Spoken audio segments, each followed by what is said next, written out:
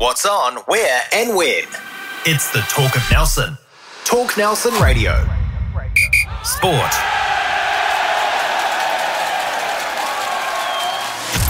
The Mako Rugby Roundup. Welcome to episode 8 of the Mako Rugby Roundup podcast, where we find out who the fanatics are when it comes to all things rugby. And it's my pleasure to welcome to the show once again my co-host, Mr. Les Edwards. G'day, Les. Yeah, good morning. Be back, mate. Yeah, great to be back in the studio with you. Looking forward to a fairly long chat, given that the Mako men got underway last weekend and our women are playing so well, so lots to talk about. Indeed. In today's show, we're going to be talking college rugby, the Farah Palmer Cup, NPC, and also our special guest is Stu Hunter, who's the Mako team manager, and of course the ongoing saga of the mighty All Blacks. But before we talk about that, let's talk college rugby. Nelson College, a big win on the front field. Yeah, so they hosted Roncalli, Aoraki combined, and had a gallop, 67 points to 0. Yeah. So that's a massive win in the final round robin. Waimea conversely went to Christchurch Boys High and suffered a similar scoreline in a defeat of 64 to 0 to Christchurch Boys High. So in terms of round robin final tune-up, Nelson College very, very well placed, I would think, for their semi-final in the Cup. But first of all, at 11 a.m. Saturday, Waimea Combined are playing Selwyn Combined at Lincoln High School, and that's a semi-final in the bowl division. And they beat Selwyn, didn't they, last Yeah, I time? believe they did. Yes. So, yes. But, it's at Lincoln, so they'll have to be at their very best. But, I think that they're good enough, absolutely, to beat Selwyn Combined. And Nelson College, wow, what a big clash this is. Christchurch Boys High School, and the two schools have been there before too. Oh, absolutely. And College did get over them. Yeah, so they played in the final last year. They've had close tussles this year. Nelson College with home field advantage on the front field, stand a good chance. 2 plays 3. It'll be close. So what they really need, Chris, is a lot of support out there. They do. They need all of the alumni to get out in their droves, and of course the younger ones with their bells and whistles. So front field, 12 o'clock, 12 noon is the place to be. Tasman Mako women last Saturday, FPC round 3 at Lansdowne Park. Check this out. Tasman Mako 42 defeated North Harbour Hibiscus 15. And I did watch the match, and the girls played absolutely tremendous. And I've got to say, one of the comments I thought was there's actually room for improvement. There were quite a few mistakes by both sides, but I thought, geez, these girls actually didn't play the perfect game, but they still defeated them comfortably. Yes, and, I agree with your sentiment. On the back of the win against Taranaki Whio the previous week, we commented what we're looking for is continuous improvement, and I say the same thing applies. It was a terrific win over the Hibiscus, but like you, I saw areas where they could definitely continue to improve, and I know the coaches think the same way, and I know the players think the same way. So this is a team that really wants to be good. Now they're up against tough opposition in a first game double header on Saturday. They have to play the Otago Spirit, which is clearly the best team in the championship division. Right. So, continuous improvement, staying in the game, staying in the fight. That's what we're seeing. And there are some very talented young ladies in the team. Yeah, no, a tremendous effort. Congratulations. 2 wins in a row. They're on a roll, so good luck. 11:35am versus the Otago Spirit Saturday. Next Saturday at Trafalgar Park, they're going to be taking on Hawke's Bay Tui. Yeah, that's at 11:35 on a following weekend, Saturday, and free entry. So I really do urge people to get along, have a look at this team. It's definitely awesome. They play good rugby. They do. Play very good rugby. There's terrific forwards. The backs are improving all the time. They've got a lovely halfback. Excellent first 5-8, but it's the outside backs are starting to come into play more and more. But like every game, it's built on a forward pack that works hard. It kind of reminds me when the Mako men started hitting their straps in the early days, and it kind of reminds me that they're building, and now they're actually starting to show some stuff, and I'd say watch out, because I think a sharp team is developing. Tasman Mako men, well, we can't say the same for the men. It was a good win, and I have to say, ups to Southland, they really took it to the Mako, and the Mako did well actually to win the game, I thought, because Southland were absolutely bashing the Mako, but the Mako held in there and they got through, so that's a good mark. But I remember Quentin Strange at the end of the game, he was on his knees and he just shook his head, so some things weren't quite going right. Yeah, so it was a game that was delayed by 4.5 hours, and we're going to talk more about that with the Mako team manager Stu Hunter shortly, but you know, the Stags took forever to get to Blenheim from Invercargill. Yeah. So you would have thought that they would be a little bit distracted, but their second half performance was second to none. I'm kind of interested to ask you what actually changed in that second half, because in the first half, Chris, we looked absolutely awesome. You know, led 27-10, playing beautiful attacking rugby, had 3 tries up, one more try and there's a bonus point win, and it didn't come. Yeah. So I know I'm at ground level, you know, ground announcing, and I could sense 2 things. 1, the wind changed direction, right, and 2, the temperature dropped. So right. maybe the temperature drop was in Southland's favour, given that they spend their time in a fridge all the time. Yeah, that's right. But I thought they played really well. They did really take it to the Mako in that second half. Yeah, without a doubt. Marty Banks still has what it takes. They've got some terrific hard-nosed forwards.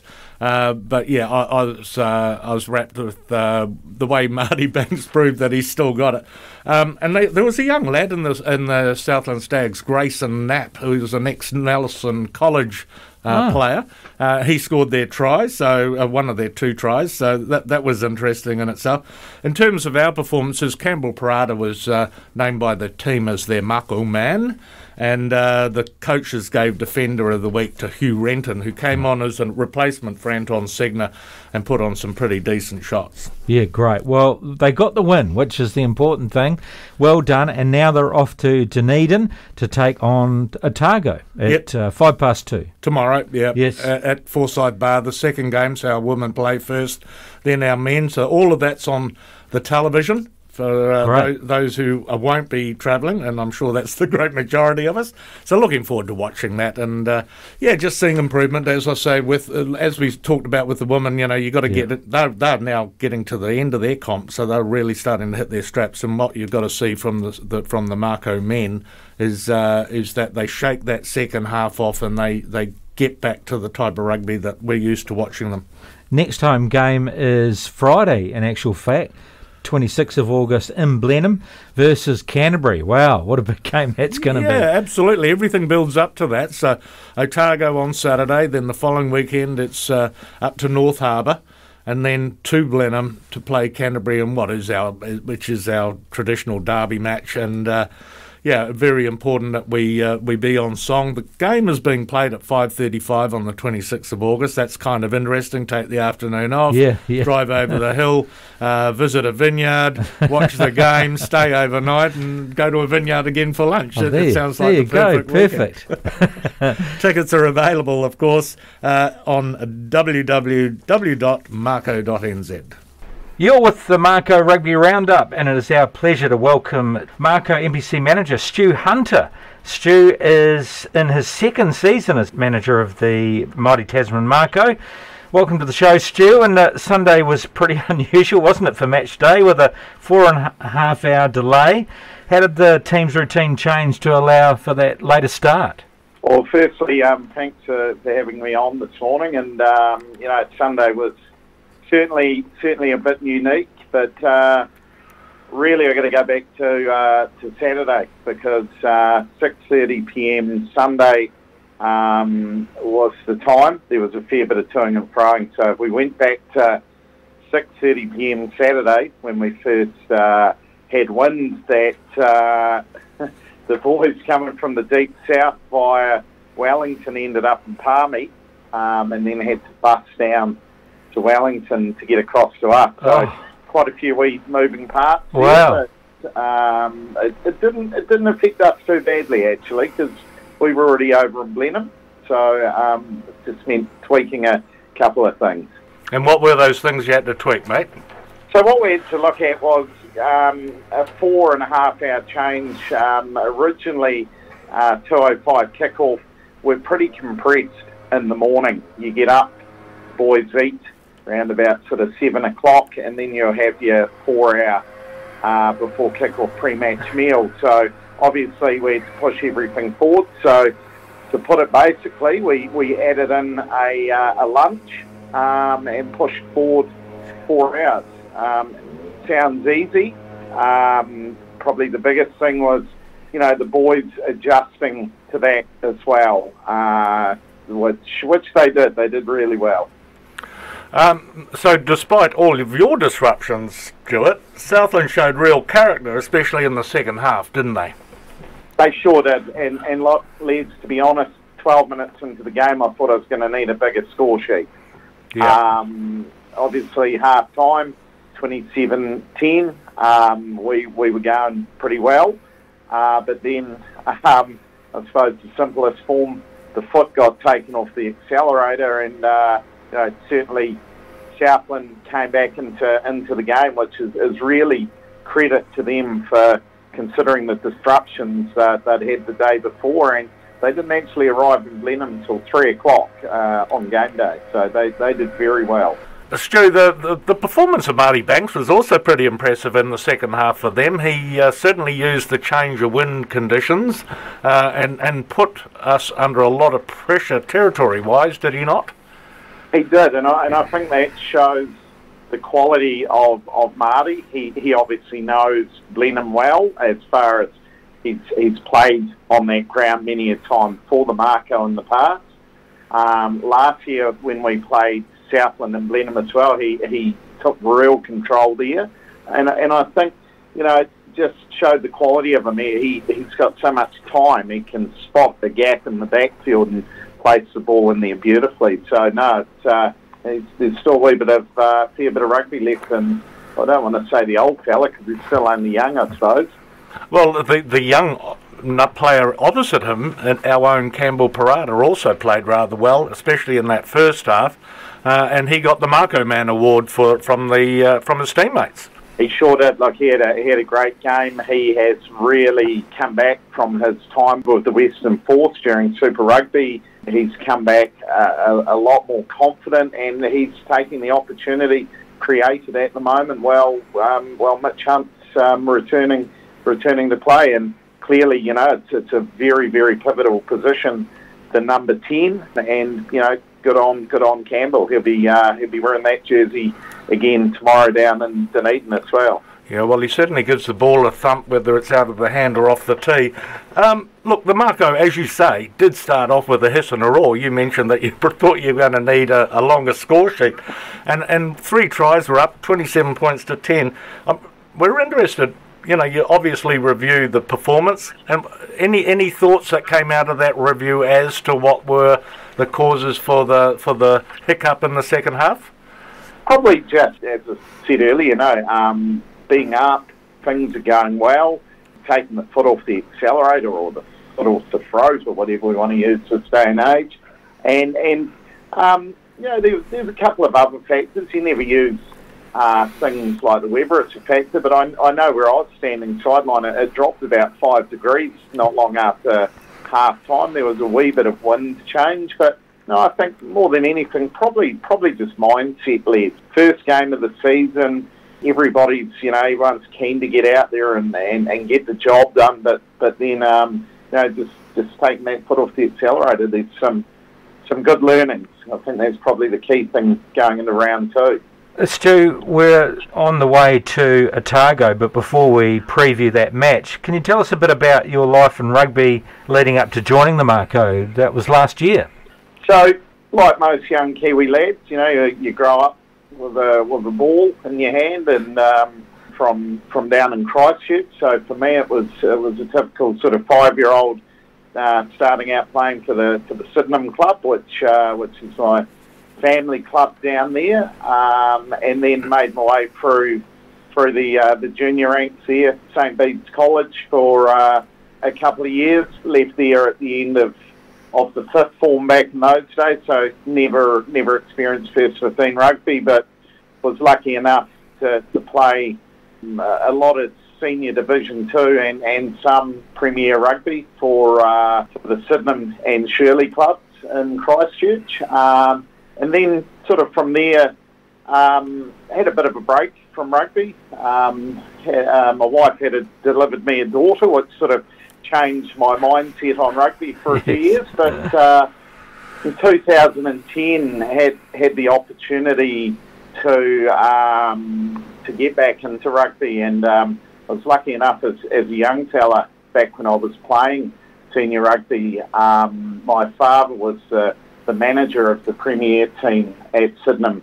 Over a 4-year period, he was involved there where they won 4 championships back to back, which for any club is amazing. So coming into management over my father as someone who I knew had done a very good job, very meticulous.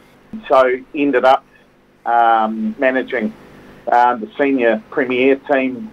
Did 3 years there. Thoroughly enjoyed it. Got to work with a lot of what are now household names with players, which is really neat when you can sort of look back and think you were part of that player's journey. And then 2012 had the opportunity to go into the rep ranks. Bit of a different one. Started with the Canterbury Sevens program. Thoroughly enjoyed my time in 7-a-side rugby. As a manager, you're only dealing with 12 players rather than 30. Yeah. So quite a bit easier. And from there into the Canterbury Under-19 program at the time that program started in 2014. New Zealand Rugby had introduced a national Under-19 competition, played up in Taupo, and I was lucky enough to manage that team for 5 campaigns. Won a national tournament in 2015 with the likes of Brett Cameron, Geordie Barrett, Charlie Gamble, who's with the Waratahs now, and quite a few other boys who are all playing NPC or Super Rugby. So at the same time as that, was also been involved heavily with what was called the Crusader Knights, which is the Crusader development team, involved with them for 7 seasons as well. And in that time is where I really got to meet a lot of people outside of Canterbury, the Tasman tie-up in there. So working with the likes of Andrew Goodman and Dan Perrin, but then also, being involved with a lot of the players who today are in the Mako. So coming in last year, big boots to fill with Marty Verco obviously departing and heading to the Chiefs. And coming in last year after a phone call from Andrew Goodman telling me what a lovely place Nelson is in the winter and a great place to manage rugby. I find myself in my second season now and loving every minute of it. Well, you're fitting in rather well, and your style and manner reminds me of Marty. I know you are your own man, but it strikes me that around the players you can be a lot of fun. Friendly guy, but when it's necessary, you can be quite firm with them. So I think that's a credit, and it's what's required at this level, is it not? Oh, absolutely. Like, at the end of the day, we're all here, to be here for rugby. At the MPC level, it's our job during that campaign. But I've got a great motto that I work off, and Les, you've probably seen it in my office. It's something that I come across a couple of years ago where, the game only lasts 80 minutes. Most of the time is spent off the field, so smile. So that's something I keep pretty close to me because, you got to have fun. Rugby's perceived as being a pretty grim sport at times, but for me it's about being here, doing what I can for the team. We've got a really big emphasis as a management group, as a union, of caring for our people, and obviously our people are our players. So that's something which I work hard on. Yeah, there's times where you got to have a bit of a sterner talk to people, but we don't have those very often, touch wood. Just harping back to your Crusader Knights times, some of our players that you managed then who have really gone on, kicked on, can you name a couple? Tell us how they went on. So 2015, the Crusader Knights played a midweek game against the Hurricanes Hunters, funnily enough they were called, in Porirua on a Wednesday at 2 o'clock. For me, it was taking a day off work, but it was the year that the All Blacks were going to the World Cup, so we had quite a few All Blacks returning to play, and I sat next to a very, very shy boy from Motueka, and that was David Havili.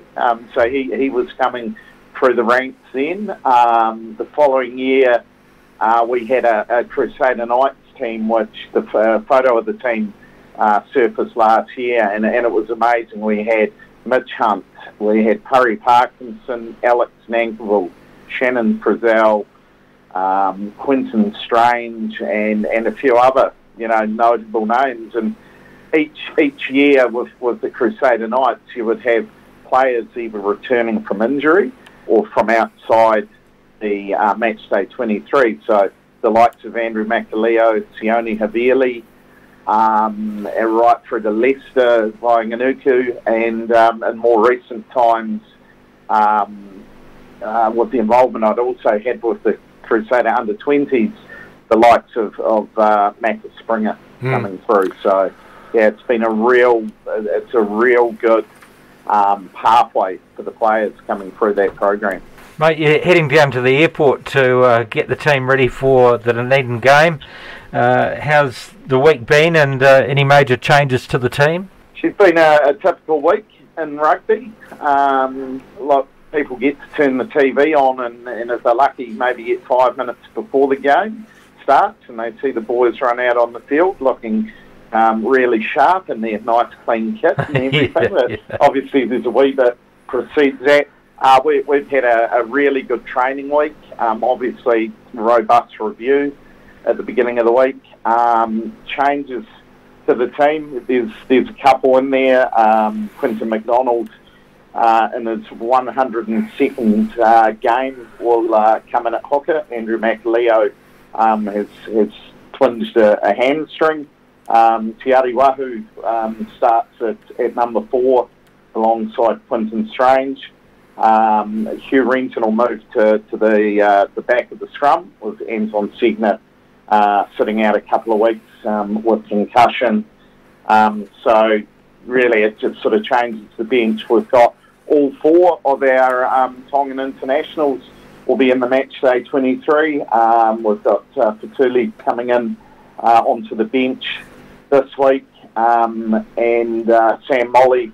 Obviously, Willie Havili's there alongside Sione Havili, so really good numbers from that Tongan group. And just to keep the manager on his toes and the medical crew, Matt Graham Williams has been replaced on the bench by Atu Moli after one of Matt's flatmates who tested positive for COVID. So there's always something happening. There's always something hiding around the corner, but that's what makes this role that little bit more exciting. Clearly never easy, but always fun. Stu, we want to wish you all the very best.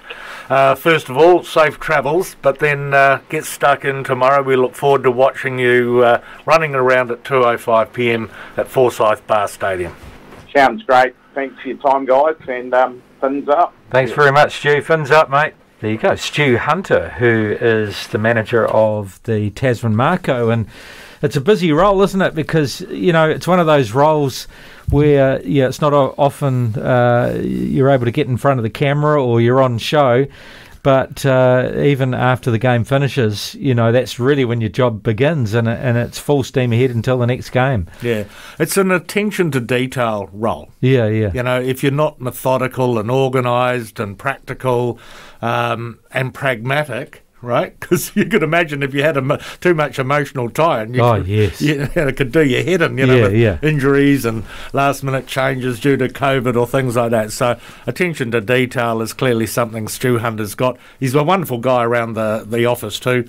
Knows all of the staff extremely well and is a connector. He connects with everybody.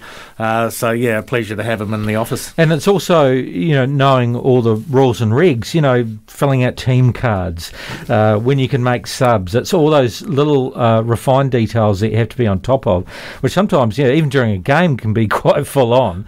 Yeah, so, if you're not used to it, you could really stuff it up. I'm absolutely certain of that. And obviously good pedigree with where he's come from with his background in Christchurch. He's been at it quite a while now, and so seriously, a good call by Andrew Goodman and now Dan Perrin to ask him to be the boss, the gaffer as they call it. The gaffer, good term. Well, that was the gaffer, Stu Hunter, the Tasman team manager. You're with the Mako Rugby Roundup. Right, Les, I'm almost, wondering whether I even, make an attempt to get up to watch the game. I didn't actually this time, but I kind of knew, I don't know what it was. A lot of people have said, actually, I didn't make the effort to get up. I knew what was going to happen, and I wished it hadn't, but there it was. And, I watched some of the highlights, and I thought at times the All Blacks looked, reasonably sharp, but obviously I was missing the parts which were terrible, and a lot of mistakes. And South Africa totally dominated that game without scoring huge numbers of points. It was just that they were dominant throughout. They were dominant at the collision. They were dominant in the air. They were just very much the better team, and I think it took until the 73rd minute for the All Blacks to score a try. So really, really tough day at the office. I have to say, it doesn't get any easier. No. They're now playing at Ellis Park in the high veld. It's not going to be easy. The team has 4 changes to it. From a Tasman Mako point of view, we've now got 2 starters in the forward pack, Tyrell Lomax and Shannon Frizzell. Right, yes. I was going to say, I heard a comment from an ex-South African rugby player, and I can't remember his name. He said he was having a beer with an Australian rugby player, and the Australians, he said, what's it like playing at Ellis Park? And the Australian rugby player said, well, it's like I've come into hillbilly country, and it's the Jerry Springer show, but this lot are capable of murder. I'm actually doing it. Yeah, that's right. So, very, very intimidating, and the shape of the stadium apparently is as though the whole crowd's on top of you. So, but that's the challenge, and an even bigger challenge from where they were before. And I just don't know. I can't see it. I can't see it. So great Frizzell's there. Tyrell Lomax, that's fantastic for them. for them, exactly. That's right. But I can't. If we play the same game as we have been, I just can't see it. Yeah, I'm just gobsmacked that they did not move Barrett to 6. And just get back to that excellent forward pack we had game 1 against Ireland. Persisting with Sam Cane means that Artie has to be at 8, but Shannon Frizzell as a replacement player, happy with that. But Tupuvai at lock and Barrett at 6 would have made me much happier, I think, just for that hard-nosed competitiveness and don't come down my blindside type attitude. And then in the backs, you'll be very happy. Richie Moanga back at 10, Barrett on the bench. So I think that's probably a good call. Yeah. Well, I'm very pleased. You've got to try something. And I think this is the thing that people are saying is that, with the way that we're playing, because they're not only looking at what's happening this year, they're looking at what happened last year and in the championship games and the overseas contests. We just didn't seem to be playing our best rugby. We were playing a very similar style. And instead of it getting better, it's got worse. And so people are saying, well, we've got to make a change, and obviously Fozzie's in the firing line, but from a player perspective and a tactic perspective, because if we carry on the way we are, we're just going to go backwards. And we keep on saying Fozzie could prove us wrong. Maybe he has got a path, but it just doesn't seem to be happening. Yeah, but so I'm very pleased that Richie has got a start. But he like Barrett's going to be put under pressure if the forwards aren't going to be doing their job. Oh, absolutely. And the rush defence that the South Africans will throw at Richie Mo'unga will definitely put him under some pressure. But he has got quickness of feet and the ability to dodge close quarter plays. So I'm hopeful that he gets a decent run and has a good game. Maybe the scoreline can be closer in the second test. We predicted, 12 and under. Last week we got that wrong slightly. It was a 16-point win, but let's hope that the ABs can keep it very close, and it'd be great from our perspective as a nation if we snagged a surprise victory. Well, ex-All Blacks have said, how do you play South Africans, and you've got to bully a bully. So the big men, they love the physical game. You've got to give it back to them, and if you don't do that, you can't run away from it. You've got to take them head on, and if you don't do that, you'll get caught short. And then the kicking game, which they do very well, they chase. We don't seem to be able to back up the kicks that we're doing, and I don't like that as a game anyway. Even Mills was talking about the fact that we should be hitting the corners, to get territory. But then we've got to contest the line out, and try and put some pressure on their forwards. But yeah, anyway, I mean, we're all a bit deflated. We're all a bit deflated because we just kind of know what's going to happen, and it's going to be very, very interesting if we don't get the win, what the move's going to be after that. All right, Les, thank you very much once again. Enjoy your golf this afternoon. And that wraps things up. My thanks to Stu Hunter, the Mako team manager, and of course to Les Edwards. You can hear this podcast on talknelson.co.nz and on our Facebook page, and also Fresh FM 9 o'clock on Friday nights. We'll speak to you again next week on the Mako Rugby Roundup. Have a great weekend. The Mako Rugby Roundup. It's the talk of Nelson. Talk Nelson Radio.